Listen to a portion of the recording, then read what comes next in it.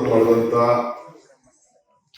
ಈ ನಿಮ್ಗೆ ರಜಾ ಘೋಷಣೆ ಮಾಡಬೇಕು ಅಂತೇಳಿ ಸರ್ಕಾರದಲ್ಲಿ ಚಿಂತನೆ ಮಾಡಿದಂತ ನಮ್ಮ ಆರೋಗ್ಯ ಸಚಿವರಾದ ದಿನೇಶ್ ಗುಂಡೂರಾವ್ರೆ, ನಿಮ್ಮ ಧ್ವನಿಯಾಗಿ ಕೆಲಸ ಮಾಡ್ತಂತ ಲಕ್ಷ್ಮೀ ಹೆಬ್ಬಾಳ್ಕರ್ ಅವರೇ, ಅಶೋಕ್ ಇಚ್ಕೇರಿ ಅವರೇ, ಉಗ್ರಪ್ಪನವರೇ, ಮಹಿಳಾ ಮತ್ತು ಮಕ್ಕಳ ಕಲ್ಯಾಣಕ್ಕೆ ಅದೊಂದು ದೊಡ್ಡ ಸಮಿತಿ ಮಾಡಿಸ್ಕೊಂಡು ಹಿಂದೆ ಇಡೀ ರಾಜ್ಯ ಉದ್ದಕ್ಕೂ ಕೂಡ ಹೋರಾಟ ಮಾಡಿ ಒಂದು ದೊಡ್ಡ ರಿಪೋರ್ಟ್ ತಯಾರು ಮಾಡಿದ್ದಾರೆ ನಿಮ್ಮ ರಕ್ಷಣೆ ಬಗ್ಗೆ. ಮಾನ್ಯ ಶ್ರೀ ಉಗ್ರಪ್ಪನವರು, ನಾಗಲಕ್ಷ್ಮಿ ಚೌಧರಿ ಅವರು ಬಹಳ ಆಕರ್ಷಣೀಯವಾಗಿ ನಿಮ್ಮ ಸೇವೆಯನ್ನ ಮಹಿಳೆಯರಿಗೋಸ್ಕರ ಹೋರಾಟವನ್ನು ಮಾಡ್ತಾ ಇದ್ದಾರೆ. ಇನ್ನ ಸೌಮ್ಯ ಅವರು ಇದ್ದಾರೆ, ಆರ್ತಿ ಇದ್ದಾರೆ, ನಮ್ಮ MSc ಅವರು ಇದ್ದಾರೆ, ನಮ್ಮ ಭದ್ರಾವತಿ ಅವರು, ಇನ್ನೆಲ್ಲ ವೇದಿಕೆ ಇರುವಂತ ಎಲ್ಲ ಗಣ್ಯರೇ, ವಿಶೇಷವಾಗಿ ಸಮಾಜದ ನಿಮ್ಮ ಸಂಘದ ಅಧ್ಯಕ್ಷರೇ ರೋಶ್ನಿ ಗೌಡ ಅವರು ಮತ್ತು ಎಲ್ಲ ಪದಾಧಿಕಾರಿಗಳು. ಭಾಷಣ ಮಾಡೋದ್ರಲ್ಲಿ ಏನಿಲ್ಲ, ಸಂಘಟನೆ ಇದು ಬಹಳ ಮುಖ್ಯ. 50% ಜಾಸ್ತಿ ಎಜುಕೇಶನ್ ಡಿಪಾರ್ಟ್ಮೆಂಟ್ ಅಲ್ಲಿ ತಾವೆಲ್ಲ ಇದ್ದೀರಿ, ಬೇರೆ ಬೇರೆ ಇದ್ದೀರಿ. ಹೊಸದಾಗಿ ಪ್ರಾರಂಭ ಆಗಿದೆ. ಮುಖ್ಯಮಂತ್ರಿಗಳು ನಾವು ಎಲ್ಲ ಬಂದು ಈ ಜ್ಯೋತಿನ ಬೆಳೆಸಿದ್ದೇವೆ. ನೀವು ರಜಾ ಘೋಷಣೆ ಬಿಡಿ, ವರ್ಲ್ಡ್ ವುಮನ್ಸ್ ಡೇ ಅಂತ ಆರ್ಗನೈಸೇಷನ್ ಆಗಿದೆ. ಎಲ್ಲ ಬಂದಿದ್ದಂಗೆ ನಿಮ್ದು ಕಲರೇ ಬೇರೆ ಇತ್ತು. ಈಗ ಒಳಗಡೆ ಬಂದ ತಕ್ಷಣ ಹೊಸ ಕಲರ್ ಹಾಕೊಂಡಿದ್ದೀವಿ. ಎಲ್ಲ ಕಲರ್ ಈ ಕಲರ್ ಏನಿದೆ ಇದು ಇಂಟರ್ನ್ಯಾಷನಲ್ ಕಲರ್. ಈ ಕಲರ್ ಬಿಡಕ್ ಹೋಗ್ಬಿಡಿ, ಇದನ್ನ ಕಾಪಾಡಿ ನೆಕ್ಸ್ಟ್ ಎಲ್ಲ ಈ ಕಲರ್ ನೀವೆಲ್ಲ ಬಳಸ್ಕೊಳ್ಳಿ. ಈ ಕಲರ್ ಇಂದನೇ ನಿಮ್ಮೆಲ್ಲ ಗುಡಿಸುವಂತ ವ್ಯವಸ್ಥೆ ಮೊದಲಿಂದ ಕೂಡ ಬಂದಿದೆ.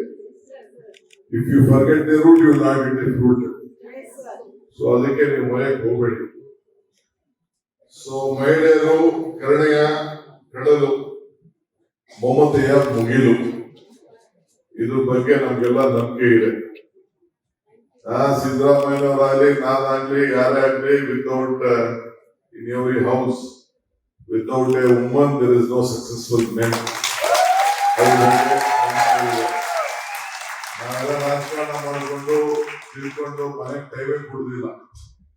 ಅಲ್ಟಿಮೇಟ್ಲಿ ನಮ್ಮ ಫ್ಯಾಮಿಲಿ ಮೆಂಬರ್ಸ್ ಎಲ್ಲ ಕೂಡ ಮನೆಯನ್ನ ನಡೆಸಿ ಮಾಡ್ಕೊಂಡು ಎಲ್ಲ ಬರ್ತಾ ಇದ್ದಾರೆ. ನನಗೂ 2 ಹೆಣ್ಮಕ್ಳು ಇದ್ದಾರೆ. ನಾನು ನೋಡ್ತಾ ಇದ್ದೀನಿ, ನನ್ಗಿನ್ನ ಎಫಿಷಿಯಂಟ್ ಆಗಿ ನನ್ನ ಮಕ್ಕಳೇ ಕಾಣ್ತಾ ಇದ್ದಾರೆ. ನನ್ನ ಚಿಕ್ಕ ವಯಸ್ಸಲ್ಲಿ ನಾನು ಅವ್ರು ಮಾಡೋ ಸಾಧ್ಯ ಮಾಡಿರ್ಲಿಲ್ಲ. ಸೊ ಆ ರೀತಿ ಮನೆಗಳಲ್ಲಿ ನಾವೆಲ್ಲ ನೋಡ್ತಾ ಇದ್ದೀವಿ. ಇವತ್ತು ಹಿಂದೆ ಕೂಡ ಮುಖ್ಯಮಂತ್ರಿಗಳು ನಾನು ಡಿಜಿನ ಬೇರೆ ಗಂಡು ಮಕ್ಕಳು ಮಾಡಲಿ ಅಂತ ನನ್ಗೆ ಆಸೆ ಇತ್ತು. ಆಗ ನೀಲಮಣಿ ರಾಜರ ಮುಖ್ಯಮಂತ್ರಿಗಳು ಡಿಜಿನ. ಈಗ 2 ಚೀಫ್ ಸೆಕ್ರೆಟರಿ ಕೂಡ ಅವ್ರ ಕಾಲದಲ್ಲಿ ಹೆಣ್ಮಗಳು ಇದ್ದಾಳೆ, ಶಾಲಿನಿ ಇದ್ದಾರೆ, ಹಿಂದೆ ರತ್ನಪ್ರಭಾ ಕೂಡ ಇದ್ರು. ಅಂದ್ರೆ ಅಡ್ಮಿನಿಸ್ಟ್ರೇಷನ್ ಮಾಡಕ್ ಕೂಡ ನಿಮ್ಗೆ ಎಲ್ಲಾ ತರದ ಕೆಪಾಸಿಟಿ ಇದೆ. ಯಾರು ಕೂಡ ಯಾರು ಕಡಿಮೆ ಇಲ್ಲ ಅನ್ನೋದು ಕೂಡ ನಮ್ಗೆ ಅರಿವಿದೆ. ಸೊ ಅದಕ್ಕೆ ಈಗಾಗಲೇ ನಾನು ರೋಹಿಣಿ ಗೌಡ ನೋಡಿದೆ, ಹೊಸ ಗ್ರೂಪ್ನಲ್ಲಿ ಒಂದು ದೊಡ್ಡ ಪಟ್ಟಿ ಇಟ್ಕೊಂಡು ಕಂಪ್ಲೇಂಟ್ ಬಾಕ್ಸ್ ಹಾಕಬಾರ್ದು, ಏನಾದ್ರು ಹೋರಾಟದ ಬಾಕ್ಸ್ ಹಾಕಬೇಕು. ಒಟ್ಟು ನೀವು ಹೋರಾಟದಿಂದಲೇ ನಿಮ್ಮ ಹಕ್ಕಿದೆ, ಹಕ್ಕನ್ನ ನೀವೆಲ್ಲ ಸೇರಿ ಚಲಾಯಿಸ್ಬೇಕು. ಆ ನಿಟ್ಟಿನಲ್ಲಿ ತಾವೆಲ್ಲ ಸೇರಿ ಕೆಲಸ ಮಾಡಬೇಕು.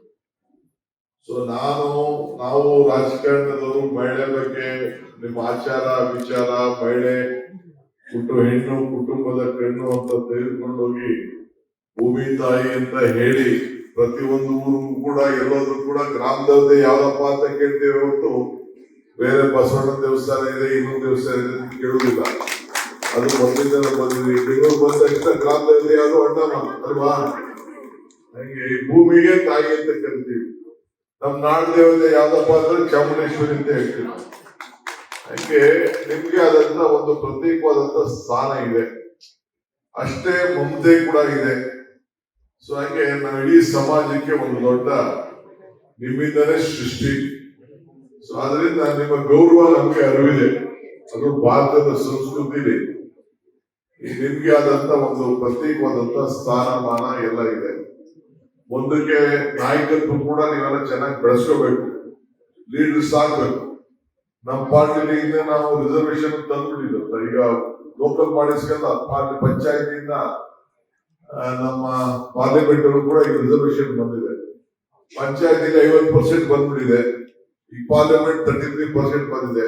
ಯಾರು ಅದನ್ನ ಸಂವಿಧಾನದ ಬದಲಾವಣೆ ಮಾಡ್ಲಿಕ್ಕೆ ಆಗುದಿಲ್ಲ.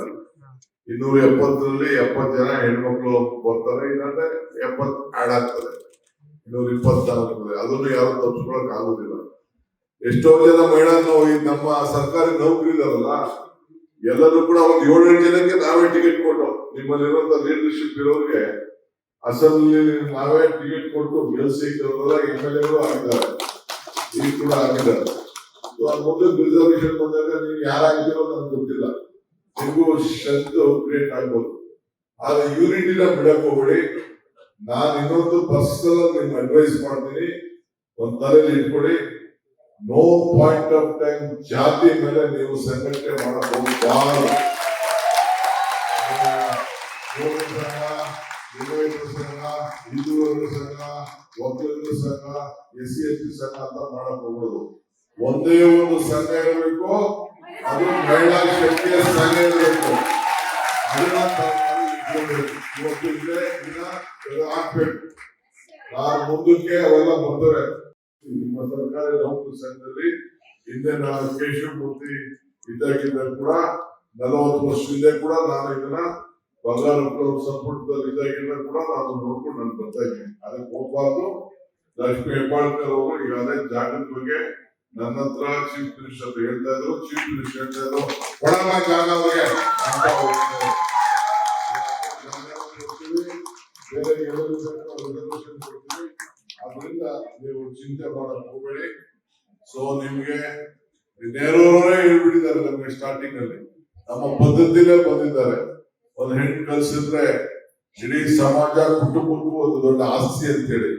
ಸೊ ನಮ್ಗೆಲ್ಲ ಅನುಭವ ಇದೆ. ಹೆಣ್ಣು ಮಕ್ಕಳಿಗೆ ನೀವು ಸಹಕಾರ ಕೊಡಲಿಲ್ಲ ಅಂದ್ರೆ ನಮ್ಗೆ ಯಾರು ರಾಜಕಾರಣನೇ ಮಾಡೋಕೆ ನಮ್ಮ ಕೈಗೆ ಸಿಕ್ಕುದಿಲ್ಲ, ನಮ್ಮ ಕುಟುಂಬ ನೋಡಕ್ಕೆ ಸಿಕ್ಕುದಿಲ್ಲ. ಸೊ ಹಂಗೆ ಒಂದು ದೊಡ್ಡ ಶಕ್ತಿ ಇದೆ. ನಾನು ಇವತ್ತು ಜಾಸ್ತಿ ಮಾತಾಡೋದಿಲ್ಲ. ಒಂದನ್ನ ಸದ್ಯದಲ್ಲೇ ಒಂದು ವರ್ಷದಲ್ಲೇ ಒಂದು ಪ್ಲಾನ್ ಹಾಕಿ ಇಡೀ ರಾಜ್ಯದ ಹೆಣ್ಣು ಮಕ್ಕಳ ದೊಡ್ಡ ಸಮಾವೇಶವನ್ನ ಪ್ಯಾಲೇಸ್ ಮಾಡಲಿಕ್ಕೆ ರೂಪರೇಷೆಗಳನ್ನು ಮಾಡಿ ನಮ್ಗೆಲ್ಲ ಇಲಾಖೆಗಳು ನಿಮ್ಗೆ ಸಪರೇಟ್ ಆಗಿ ಫೈನಾನ್ಷಿಯಲ್ ಕೊಡ್ತೀವಿ.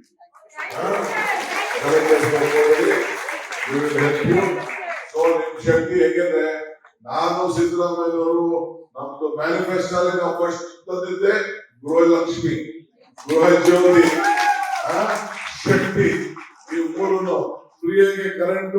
ಈಗೂ ನೀವು ಸರ್ಕಾರಿ ನೌಕರ 200 ಯೂನಿಟ್ ಒಳಗಡೆ ಬಂದು ಉಚಿತ ಕರೆಂಟ್ ಕೊಡ್ತಾ ಇದೀವಿಲ್ಲ. ನೀವು ಬಸ್ಗೆ ಬರ್ಬೇಕಂದ್ರೆ ಸರ್ಕಾರಿ ನೌಕರು ಕೂಡ ಫ್ರೀಯಾಗಿ ಬಸ್ ಕೊಡ್ತಾ ಇದೀವ ಇಲ್ಲ. ನಿಮ್ ಮನೇಲಿ ಕೆಲಸ ಮಾಡಿದವ್ರಿಗೆ ಬೇರೆಯವ್ರಿಗೆಲ್ಲ ಯಾರು ಮಹಿಳೆಯರು ಯಜಮಾನಿ ಇದ್ದೀರಿ 2000 ರೂಪಾಯಿ ಕೊಡ್ತಾ ಇದೀವ ಇಲ್ಲ. ನಮ್ ಯೋಜನೆ ನೋಡ್ಬಿಟ್ಟು ಇಡೀ ದೇಶ ಪ್ರಾರಂಭ ಮಾಡ್ತಾ ಇಲ್ಲ. So we have the focus of this strengthening of a woman. So ಹೆಣ್ಣು ಕುಟುಂಬದ ಕಣ್ಣು ಅಂತ ಯಾವ್ದಾದ್ರು ಚಿಂತೆ ಮಾಡಿದೆ ಅಂತಂದ್ರೆ ಇದು ನಮ್ಮ ಸರ್ಕಾರ, ನಿಮ್ ಸರ್ಕಾರ. ಸೊ ಹಂಗೆ ನಮ್ ಹೆಣ್ಮಕ್ಳ ಮೇಲೆ ಏನಪ್ಪಾ ನಂಬಿಕೆ ಅಂದ್ರೆ, ನೀವು ಬುಕ್ಕಾರ ಸ್ಮರಣೆ ಇಟ್ಕೊಂಡಿರೋರು, ತಾಯಿಯ ಹೃದಯನ ಇಟ್ಕೊಂಡಿರೋರು, ಯಾವಾಗಲೂ ಕೂಡ ಯಾರು ಸಹಾಯ ಮಾಡ್ತೀರಿ ಅವ್ರನ್ನ ನೆನೆಸ್ಕೊಳ್ತೀರಿ, ಆ ವಿಶ್ವಾಸ ನಿಮ್ ಮೇಲಿದೆ. ಅದಕ್ಕೆ ನಾವು ನಮ್ಮ ಎಲ್ಲ ಮಂತ್ರಿಗಳು ನಾವೆಲ್ಲ ಸೇರಿ ನಿಮ್ ಬಗ್ಗೆ ಅಪಾರವಾದಂತ ವಿಶ್ವಾಸ ಇಟ್ಟಿದ್ವಿ.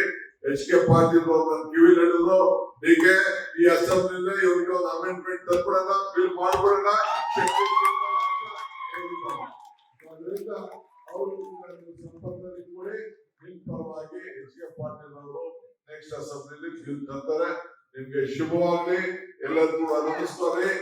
ಎಲ್ಲರೂ ಕೂಡ ಎಲ್ಲ ಮಹಿಳಾ ಶಕ್ತಿ ಶ್ರೀ ಶಕ್ತಿಗೆ ನನ್ನ ಸಾಕ್ಷಾತ್ ನಮಸ್ಕಾರಗಳು. ನಮಸ್ಕಾರ.